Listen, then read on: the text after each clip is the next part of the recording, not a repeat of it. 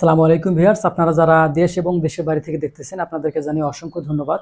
আজকে আমরা জানবো প্লাস্টারের ফাটল কি কারণে আসে এবং এই ফাটলগুলো আসলে আমরা কিভাবে এই ফাটলগুলো মেরামত করতে পারবো বা কিভাবে এটার সমাধান করব। আমরা এই বিষয় নিয়ে জানবো। অবশ্যই আপনারা ভিডিওটি শুরু থেকে শেষ পর্যন্ত দেখবেন। তো আমরা যেই জিনিসটা প্রথমে জানবো যে এই ফাটল কি কারণে আসে। অনেক সময় এই ফাটল দেখা দেয় বিভিন্ন ওয়ালে, অর্থাৎ বেশিরভাগ দেখা যায় যে যেখানে আমার গাঁথনিটা ফাটে সেখানে কিন্তু আপনার এই প্লাস্টারটাও ফাটে। অর্থাৎ এই গাঁথনি যখনই আপনার ডাউন হয়ে যাবে বা কোনো কারণে গাঁথনিটা বসে যাবে তখন কিন্তু সেই জায়গার ভিতরে একটা গ্যাপ তৈরি হবে, আর এই গ্যাপ তৈরি হওয়ার কারণে কিন্তু এই প্লাস্টারটা আপনাদের ফেটে যাবে। এই একটা কারণ থাকে।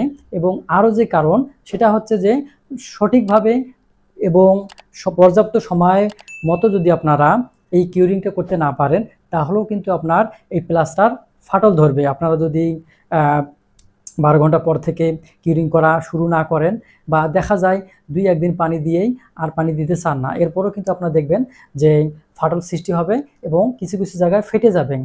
এইভাবে কিন্তু ফাটলটা তৈরি হয়। আবার ফাটলটা তৈরি হতে পারে আপনার যখন এই সিমেন্ট এবং বালি দিয়ে মশলাটা তৈরি করবেন, এই মশলাটা যদি আপনি অধিক পরিমাণে দেন, অর্থাৎ আমরা যদি বাহিরে প্লাস্টার করি বাহির ওয়াল, সেক্ষেত্রে আমরা 12 মিলি বা হাফ ইঞ্চি প্লাস্টার করে থাকি। আবার যদি আমরা ভিতরে ওয়াল আসি তখন কিন্তু আমরা প্রায় সর্বোচ্চ 1 ইঞ্চি পর্যন্ত প্লাস্টার করতে পারি। আবার যখন সিলিংয়ে তখন কিন্তু আরও কম, তখন 3-4 ইঞ্চি প্লাস্টার করতে হয়। এখন দেখা যায় যে আপনার 1 ইঞ্চি যখনই পার হবে তখন একটা মোটা আস্তর হবে, আর এই মোটা আস্তরের কারণে কিন্তু অনেক জায়গায় আপনার এই প্লাস্টারটা ফেটে যাবে। এই প্লাস্টারটা ফাটলেই আপনার বিল্ডিংটার সৌন্দর্য নষ্ট হবে। এমনকি অনেক সময় দেখা যায় যে আপনারা যখন প্লাস্টার শেষ করার পরে রঙের কাজ ধরেন, রঙের কাজ করার পরেও কিন্তু দেখা যায় যে অনেক জায়গায় ফাটল ধরে যায় প্লাস্টারে। এটা বিভিন্নভাবে হতে পারে, সোজাসুজি লাইন, বিভিন্ন লাইন হতে পারে। এইভাবে কিন্তু আপনার প্লাস্টারগুলো ফেটে যায়, আর এই প্লাস্টার ফাটলেই আপনার বিল্ডিংয়ের সৌন্দর্য নষ্ট হবে। যদিও আমরা মনে করি যে আমাদের যেটা রুলস সেটা হচ্ছে স্ট্রাকচারের যেই মেম্বারগুলো থাকে, কলাম, বিম, বেস, এগুলো কিন্তু একটা বিল্ডিংয়ের লোড সে আস্তে আস্তে ট্রান্সফার করে নিচের দিকে। কিন্তু অনেক সময় দেখা যায় এই ব্রিক ফাউন্ডেশনের বাড়িগুলো, এই বাড়িগুলো কিন্তু আপনার ইটের যেই উপরে স্ল্যাব থাকে সমস্ত লোড কিন্তু ইটগুলো বহন করে সে নিচের দিকে দিয়ে দেয়। এই উপর থেকে নিচে যখন লোডগুলো দিয়ে দেয় তখনও কিন্তু আপনার অনেক জায়গায় যদি মাটিটা সমানভাবে কম্প্যাকশন করা না হয় সেক্ষেত্রেও কিন্তু আপনার ওয়ালটা দিবে যেতে পারে এবং ফাটলের সৃষ্টি হতে পারে। এক্ষেত্রে আপনার প্লাস্টারও ফাটল ধরবে। তো যাই হোক, আমরা ফাটলগুলোর সম্বন্ধে জানলাম যে আমরা এই ফাটলগুলো কিভাবে আসে একটা বিল্ডিংয়ে। এখন আমরা জানবো এই ফাটল থেকে আপনারা কিভাবে রক্ষা পাবেন বা কি করতে হবে। এই ফাটল থেকে রক্ষা করার জন্য আপনাকে যে কাজটা করতে হবে, আপনার যে গাঁথনিটা, এই গাঁথনিটা সঠিকভাবে করতে হবে। অর্থাৎ এই গাঁথনি আপনার যে মশলার অনুপাত, যদি আপনার 5 ইঞ্চি গাঁথনি করেন তাহলে কিন্তু 1:4, অর্থাৎ 1 ভাগ সিমেন্ট এবং 4 ভাগ বালি দিতে হবে। এখন এখানে যদি আপনি বালি পরিমাণ বেশি দেন তখনই কিন্তু আপনার এই ওয়ালটা ফেটে যাবে, আর এই ওয়াল ফাটা মানেই আপনার প্লাস্টারটা ফেটে যাবে।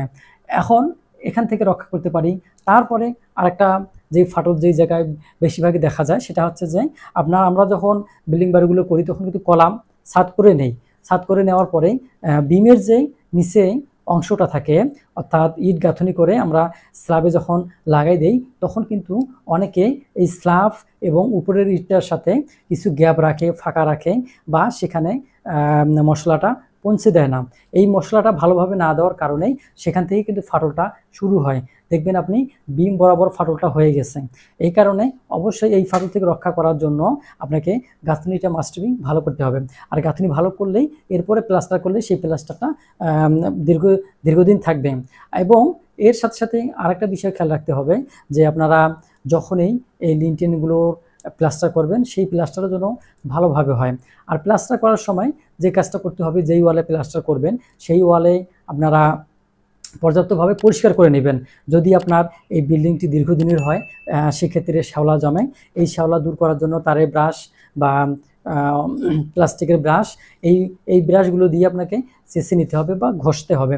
যখন আপনি ঘষবেন, ঘষার পরে এটাকে কিছুটা শুকাবেন, শুকানোর পরে প্লাস্টার করা শুরু করবেন। এবং প্লাস্টার করা শুরু করার আগেই আপনাকে কি করতে হবে, গ্রাউট দিতে হবে। অর্থাৎ গ্রাউটটা হচ্ছে সিমেন্ট এবং পানির যে সংমিশ্রণ, সেটা হচ্ছে গ্রাউট। এই গ্রাউটটা দিয়ে আপনাকে এই প্লাস্টারের কাজগুলো করতে হবে। তাহলে আপনার এই বিল্ডিংটা বা আপনার ওয়ালটা ফাটার সম্ভাবনা খুবই কম আছে। এইভাবে কিছু স্টেপ আপনারা যদি ফলো করেন, তাহলে আপনার বিল্ডিং স্থায়ী হবে এবং এই ফাটল হাত থেকে রক্ষা পাবেন। তো যাই হোক, আজকের মতো আমি এখানেই শেষ করব। অবশ্যই এর বাইরেও যে কিছু কারণ থাকতে পারে, এগুলো অত দেখা যায় যে সব সময় বলা সম্ভব হয় না। তো যাই হোক, আপনাদের কোনো জিজ্ঞাসা থাকলে অবশ্যই কমেন্টে জানাবেন, আমি সেটা উত্তর দেওয়ার চেষ্টা করব। আপনারা ভালো থাকেন, সুস্থ থাকেন। আজকের মতো বিদায়, আল্লাহ হাফেজ।